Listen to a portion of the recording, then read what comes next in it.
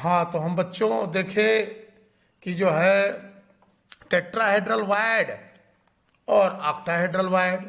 Tetrahedral wide क्या था, यहाँ जब हम रखे परमाणुओं को ऐसे रखते चले गए, प्रथम पहली लाइन हमने सजा दिया परमाणुओं की, उसके बाद जो है दूसरी लाइन एचसीपी में ही हम बात करें तो हम पहला परत हमारा ये रहा ऐसे ऐसे ऐसे, यानी इन गर्तों में परमाणुओं को रखते चले गए।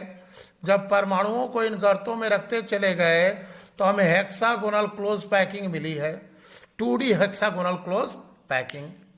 अब इस पहली परत के ऊपर दूसरी परत रखा जाए, तो जब दूसरी परत यानी गोले को यानी परमाणु को ऐसे रख दिए, देखो यह जो रिक्ति थी जो यह ढक गई, यह रिक्ति, यही रिक्ति कही जा रही है टेट्राहेड्रल।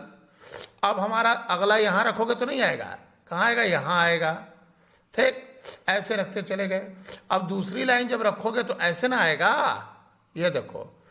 अब वह रिक्ति जो ट्राइगोनल ही थी ये, लेकिन जब अगला गोला रखे तो ये क्या हो गई, टेट्राहेड्रल हो गई, यह रिक्ति टेट्राहेड्रल हो गई। यानी प्रथम परत की त्रिकोणीय रिक्ति जो ढक गई वह अब ट्राइगोनल से क्या हो गए, टेट्राहेड्रल हो गए द्वितीय परत में।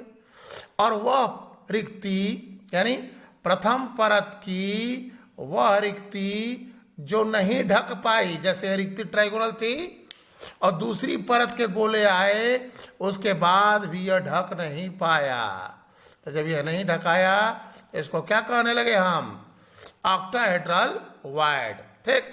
तो टेट्राहेड्रल वायड रहा और ऑक्टाहेड्रल वायड रहा। इसको देखो, ट्राइगोनल वायड में क्या था, 3 परमाणु थे, इन तीनों के केंद्रों को मिला दो तो एक समबाहु त्रिभुज की रचना हो रही थी। अब टेट्राहेड्रल क्यों हो रहा है, इन परमाणुओं के चारों परमाणुओं के केंद्रों को मिलाओगे तो हमको एक चतुष्फलक की रचना मिलेगी, ठीक। उनके केंद्रों को मिलाने पर एक चतुष्फलक बनता है, इसलिए इसको कहेंगे रिक्ति को टेट्राहेड्रल वायड। ऑक्टाहेड्रल वायड में ये देखो 3 ये है नीचे के और 3 ऊपर के। जरा इस रिक्ति को पुनः देख लेते हैं ऐसे, देखो ये 3 गोले तुम्हारे प्रथम परत के थे, ठीक, बात समझ रही है, और यहां बीच में एक रिक्ति है।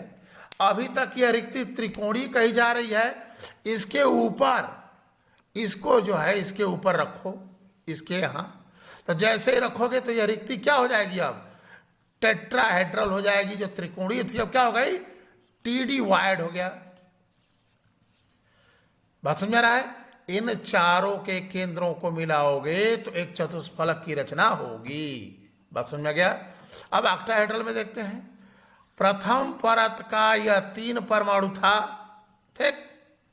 यह रिक्ति अभी तक त्रिकोणीय रिक्ति थी, ये जो रिक्ति है ये क्या थी, त्रिकोणीय। अब इस पर दूसरी परत को रखे तो दूसरी परत जैसे ही तुमने रखा है इसके ऊपर, और यह जो है इसको ढक नहीं पाया, यानी एक गोला ऐसे, दूसरा गोला ऐसे और तीसरा गोला ऐसे। अब यह त्रिकोणीय रिक्ति कही गई क्या, चतुष्फलकीय, अब अष्टफलकीय रिक्ति, ऑक्टाहेड्रल वायड। अब प्रश्न यह आ रहा है कि जैसे मान लो हमने पहली परत बैठा दिया, तो पहली परत जब बैठा दिए तो उसके बाद जब दूसरी परत रख रहे हैं तो 2 तरह की रिक्ति बन रही है, एक टेट्राहेड्रल वायड, एक ऑक्टाहेड्रल वायड। पहली परत में तो केवल ट्राइगोनल बना, दूसरी परत में टेट्राहेड्रल और ऑक्टाहेड्रल वायड बन रहा है। तो एक परमाणु, ठीक, एक परमाणु कह लो या एक गोला कह लो, कितने टेट्राहेड्रल वायड बनाएगा, और एक परमाणु कितने ऑक्टाहेड्रल वायड बनाएगा। तो जानो, इसको तो पहले दिमाग में बैठा लो कि एक परमाणु है तो वह क्या बनाएगा, T से टेट्राहेड्रल, T से 2, एक परमाणु 2 टेट्राहेड्रल वायड बनाएगा, और एक परमाणु जो है एक ऑक्टाहेड्रल वायड बनाता है। यानी ध्यान दो, ये जो तुम गोले देख रहे हो ये जो गोला देख रहे हो ऐसे, यह गोला जो है यह निगेटिव आयन है, और जो रिक्ति है वह किसके रहने की जगह है। जैसे यहां रिक्ति आ गई तो रिक्ति किसके रहने की जगह है, पॉजिटिव आयन या कम परमाणु त्रिज्या वाला आयन। समझ में आ गई। अब ध्यान देने योग्य बात क्या है कि एक परमाणु यानी एक निगेटिव आयन, समझे, एक परमाणु कितने टी डिवाइड बनाता है, 2 टी डिवाइड बनाता है। और एक परमाणु कितने OH वाइड बनाता है, तो एक ऑक्टाहेड्रल, टी से टेट्राहेड्रल, टी से 2, एक परमाणु 2 टेट्राहेड्रल वाइड बनाएगा और एक ऑक्टाहेड्रल वाइड का निर्माण करेगा।